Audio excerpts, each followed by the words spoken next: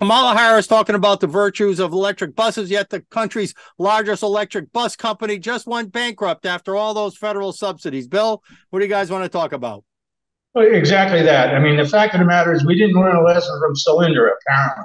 So we go out and we go out on a limb and we invest all this money into private companies. And what do? The buses catch fire. They won't go up hills. They just won't work right. And then we decide to just simply shut it down. Where did all this money go? Where did the billions of dollars go? In whose pocket is that money? This is outrageous, absolutely outrageous. Louise, do you think some of that goes to some of that money goes to a campaign supporter maybe who runs that company? Well, I don't know for sure, but I think likely, probably yes, that we're somehow funding some kind of a campaign. And where the money is, I don't know, but somebody's obviously making some money because the stocks are up and then they go bankrupt, but they liquidate just before. What a coincidence. What a coincidence. So, where is the money? Yes. In answer to your question, yes. And school buses. I mean, they haven't perfected this yet. Some of these buses, not all school bus have, but other buses have. Cars have caught fire. Is this really what we want to do with our children, Ken? All right, we're always asked to take a global point of view.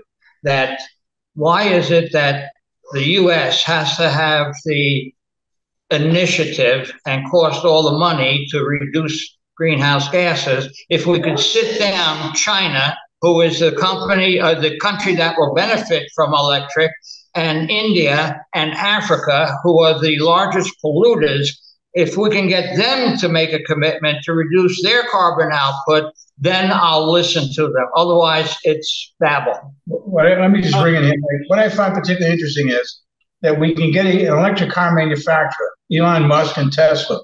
His cars do not spontaneously combust. His cars make it up hills. His cars actually last a while. All the issues with electric cars still exist, but not. Excuse me, Jack. They don't have all the inherent problems that this bus company did. Why is it that no matter what we touch with government funding, we find that it does not work? Something is wrong. There should be accountability instead of saying, "Oh well, move on." And that's exactly what we're doing here, and with my money and your money too. May I also say that the children's safety is at risk also if these buses catch fire and so forth.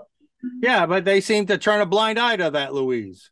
Yes, that's, Ken, there's another issue beyond the money. It's grid capacity. If we're going to be putting all these millions of cars and thousands of heavy-duty trucks and buses and things onto the grid, we almost had a brownout last winter because of a cold snap we had right before Christmas. If everybody remembers, we barely got through that. And now we're going to be adding in Rhode Island hundreds of thousands of cars and thousands of heavy trucks. Nobody has figured out where that extra grid capacity is going to come from either, Ken. Well, wait a minute, Mike. Wait a minute, Mike. Hold on a second here. Rein it in for a second. We're about to put in 84 wind turbines off the coast of Rhode Island. 84 turbines.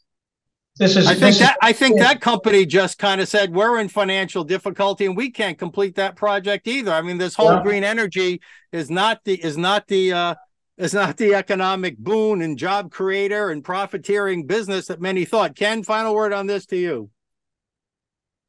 Well, in the words of Kamala Harris, who doesn't love a yellow school bus? The wheels on the bus go round and round, except if it's an EV bus.